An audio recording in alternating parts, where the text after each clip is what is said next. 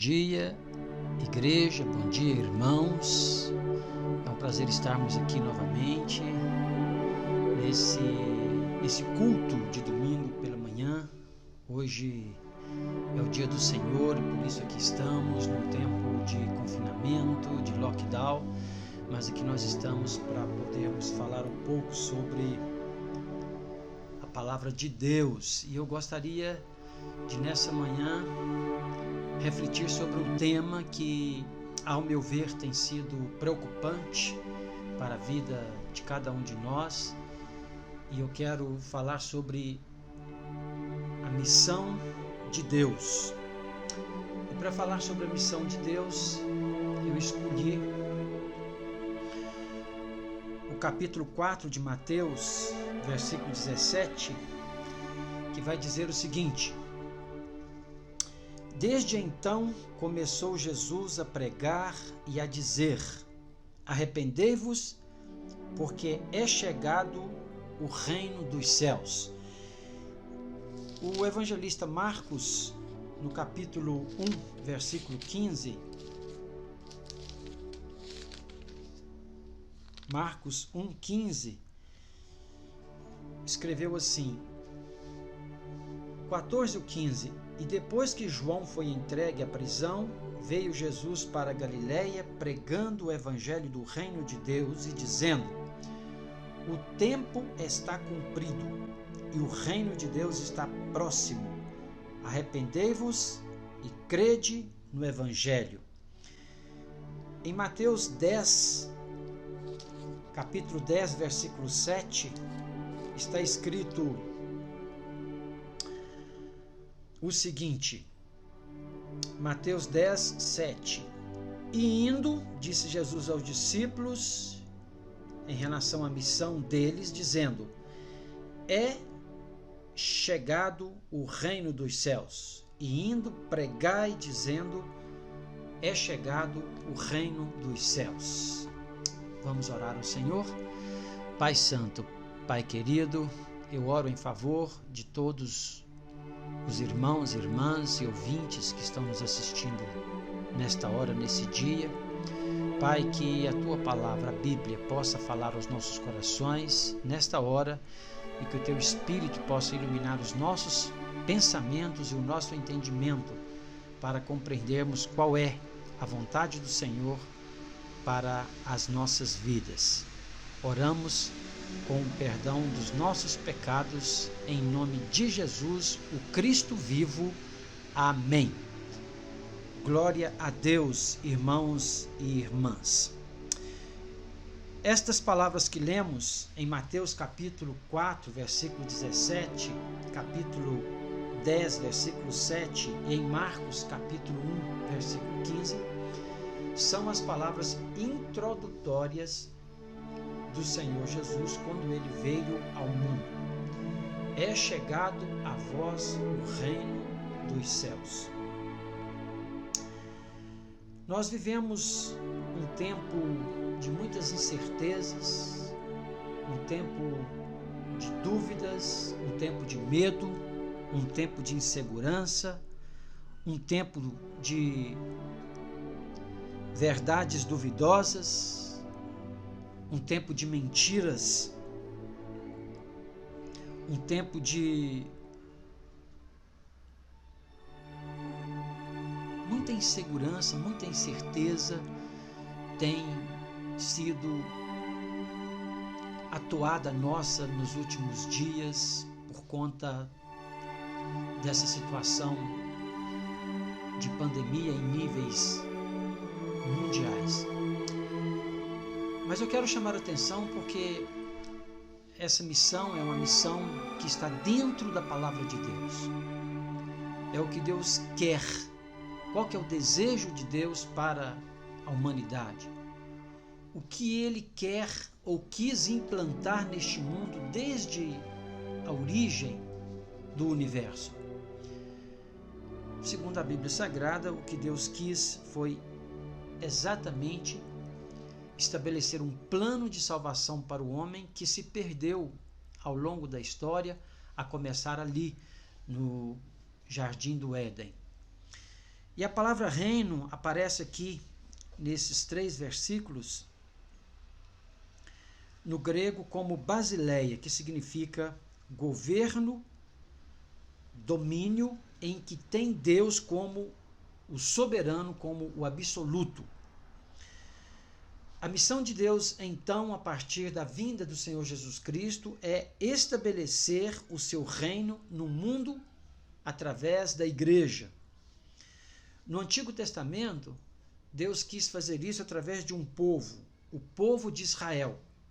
E esse povo, segundo a história, ele fracassou. Ele não cumpriu essa missão. E então Deus usou os profetas para chamar o povo ao arrependimento. Então a mensagem profética no Antigo Testamento foi uma mensagem para o povo de Deus. Deus comissionou, designou estes profetas para que fossem até o povo e pregassem uma mensagem de arrependimento, porque o povo havia se desviado dos propósitos do Senhor, do plano de Deus. Deus quis usar um povo, no caso Israel, para que a sua mensagem pudesse chegar aos confins do mundo, a todos os povos, porque a vontade de Deus é que todos se salvem. A vontade do Senhor é salvar toda a humanidade, independentemente do credo, da raça, da etnia, onde quer que esteja, Deus quer salvar todos os homens. Esta é a boa e perfeita vontade do Senhor. E ele usou o povo de Israel para poder fazer isso, para levar a sua mensagem, levar o seu plano. Mas para que isto acontecesse, o povo de Israel tinha que ter uma intimidade com Deus. E Deus chamou o povo a essa intimidade. Tanto é que a palavra hebraica no Antigo Testamento, para designar essa intimidade de Israel com Deus, é Javé, que é um nome atribuído a Deus para definir o seu relacionamento, a sua intimidade com o seu povo, com Israel. E Deus então se apresentou a este povo através de milagres, através de mensagens angelicais, através de fenômenos naturais. Deus sempre se apresentou a este povo para mostrar qual é o seu propósito para a humanidade.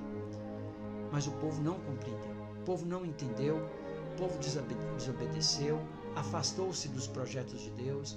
E Deus precisava de tempo em tempo levantar homens e mulheres, pessoas especiais, para levar o povo com uma palavra de arrependimento.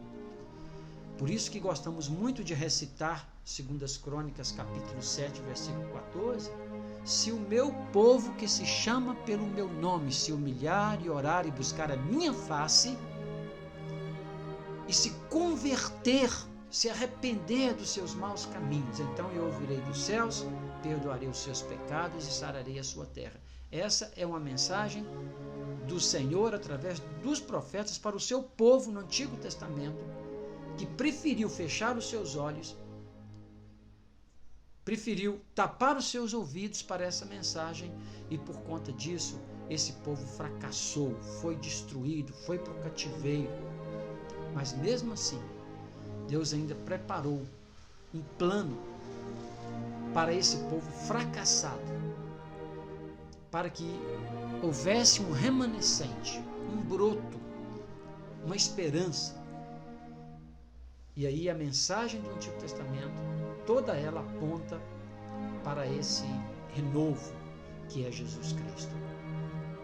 Então o povo de Israel fracassou no Antigo Testamento.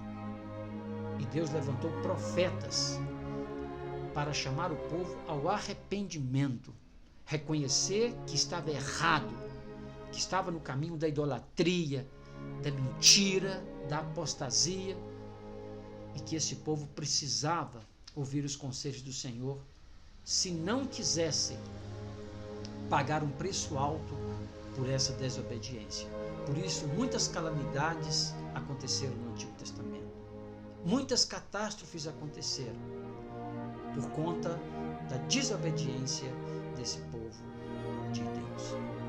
E eu já quero caminhar para o final, porque logo mais à noite a gente vai estar falando da missão da igreja, hoje. Porque a missão do povo no Antigo Testamento foi fracassada. E agora, a mensagem do Antigo Testamento, que aponta para Jesus, nos mostra a mensagem inicial do Senhor Jesus Cristo no Novo Testamento. Arrependei-vos, porque é chegado a vós o reino dos céus. E a gente pergunta, por que tanta incerteza da igreja hoje? Por que tanta dúvida? Por que a igreja está tão perdida hoje? E é isso que a gente vai chamar a atenção para a reflexão e a mensagem de logo mais à noite. Então fique com a gente, reflita sobre a sua vida, sobre esse tempo, mas numa outra ótica. Não nessa ótica, não com essas lentes imediatistas, essas lentes superficiais, mas vamos procurar nos aprofundar um pouco mais, fazer uma reflexão mais aguçada do tempo que a gente está vivendo, esse tempo de medo, de incertezas, lembrando que nós estamos dentro de um reino que foi fracassado no Antigo Testamento, mas que foi estabelecido de forma gloriosa no nosso tempo, no tempo do Senhor Jesus Cristo. Como diz o escritor, ele veio na plenitude dos tempos, na hora certa, trazer uma mensagem extremamente transformadora de Deus para a humanidade na pessoa do Senhor Jesus Cristo. Isso é o que nós cremos. Isso é o que nós acreditamos segundo o ensino da Bíblia Sagrada. Mas eu quero que fique muito tranquilo isso aqui e que você guarde isso como para a sua meditação e reflexão nesse dia. Deus levantou um povo no Antigo Testamento para estabelecer na terra a sua missão para a humanidade. Esse povo foi Israel. E esse povo fracassou. E Deus levantou profetas para chegar até esse povo e dizer: vocês estão errados, estão no caminho errado. Vocês precisam se converter, se desviar desse caminho tortuoso e voltar para Deus.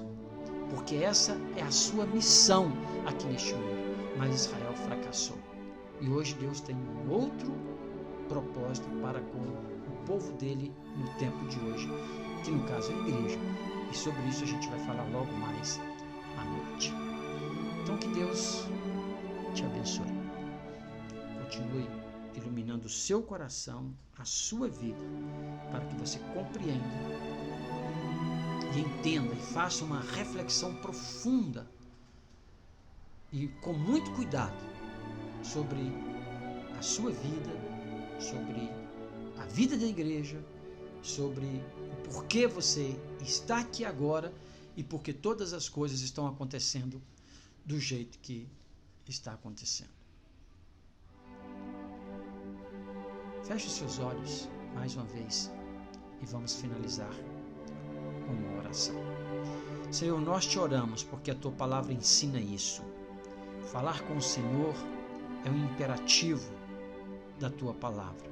Foi ensinado no Antigo Testamento, no Novo, por Jesus, pelos apóstolos. E nós te agradecemos porque é um privilégio podermos falar com o Senhor, porque cremos no teu poder, na tua soberania e no teu governo sobre tudo e sobre todos, Pai. Oro em favor de todos estes que nos assistem agora, que o teu Espírito ilumine o seu entendimento, ilumine a sua vida, para que possa compreender o propósito fundamental da palavra do Senhor para esse tempo. Pedimos que o Senhor console, conforte cada família e continue com as tuas mãos a nos abençoar de uma forma indescritível. É a oração que te fazemos em nome de Jesus, o Cristo vivo. Amém. Fique na paz do Senhor.